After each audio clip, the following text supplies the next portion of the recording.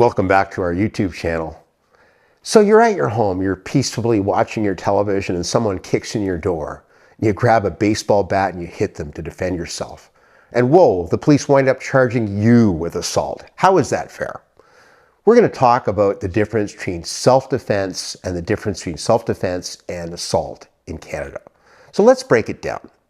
What is an assault? Well, assault is defined under Section 265 of the Criminal Code. That's where someone does an intentional application of force, like a push, a shove, a punch, however, hitting with a bat, whatever, without the consent of the other person. So that person, if they're not acting in self-defense, could be charged with an assault. That's the definition, an intentional application of force without consent.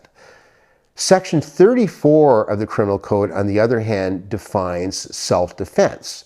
This is a situation where someone is assaulting you or threatening to assault you, and you perceive the threat is imminent, and you act reasonably in the circumstances with some degree of proportionate force as well to defend yourself. You have to act reasonably in the circumstances.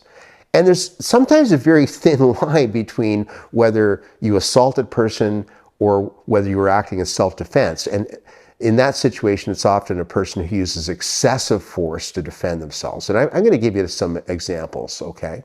So in the situation, for example, in the home invasion, someone kicks in your door and is coming at you, and you pick up a baseball bat to stop their attack and you hit them once and it subdues them.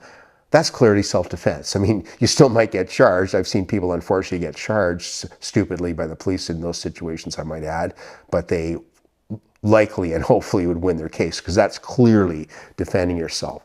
On the other hand, if someone breaks into your home, kicks in your door, and you subdue them with the bat with a couple of hits and they're down and out and unconscious, and you keep hitting them and pulverize them, that's clearly excessive force. It's not reasonable force in the circumstances. Take a bar fight, for example. You're attacked by someone, they punch you, and you immediately punch them back twice to put them down and get out of there. Clearly self-defense. You weren't assaulting them, you were acting with reasonable proportional force.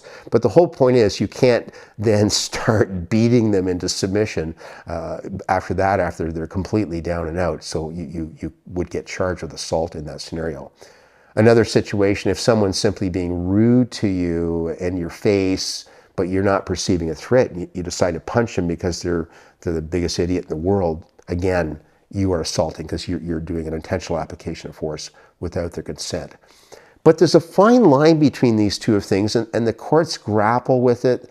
The police grapple with it on home invasions. We have a lot of charges, unfortunately, and there's been a lot of online commentary, and I'll be talking about this in other videos as well about home invasions. But, you know, you have to act reasonably in the circumstances, but that's a difficult situation. When your life is under threats, you're not going through the criminal code and thinking, oh, proportional force, nicety of the blow, how big is he? There's all these factors in the criminal code. How do you process that information? I will say to you, look, defend yourself, try to act, first of all, try to get the heck out there if you can, but if you're going to act in self-defense, try and act reasonably in the circumstances so you can justify your actions. Once the person's subdued and down and out, get the heck out of there, call the police as an example.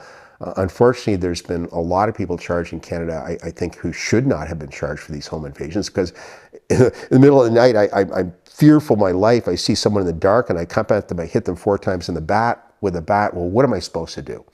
So there you have it. It's a thin line. Sometimes innocent citizens wind up getting charged. And I just wanted to go through the difference between self-defense and actual assault with you today.